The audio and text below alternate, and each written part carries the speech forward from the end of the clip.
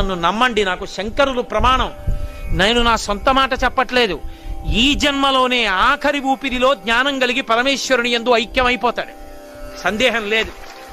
అంత గొప్ప స్తోత్రం ఈ ప్రపంచంలో వాంగ్మయం మొత్తం మీద ఉన్న ఒకే ఒక్క స్తోత్రం దక్షిణామూర్తి స్తోత్రం.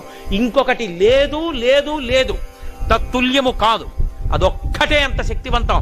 అందుకే శంకరాచార్యుల వారి వాంగ్మయం అంతా ఒకెత్తు, సామాన్యుల కోసం ఇచ్చిన దక్షిణామూర్తి స్తోత్రం ఒక్కటి ఒకెత్తు. అంతేకాదు, దక్షిణామూర్తి స్తోత్రం వైభవం ఏమిటో తెలుసా? ఏల్నాటి శనిలో ఉన్నవాడు, శని వక్రించిన వాడు కూడా బెంగపెట్టుకోకల్లా. శని వక్రించడం అంటే శని ఆ రాశిలోంచి ఇంకో రాశిలోకి వెళ్ళి వెనక్కి వస్తూ ఉంటాడు. తులారాశిలోంచి కన్యారాశిలోకి వెళ్ళి కన్యారాశిలోంచి తులారాశిలోకి వస్తాడు. అలా వక్రిస్తే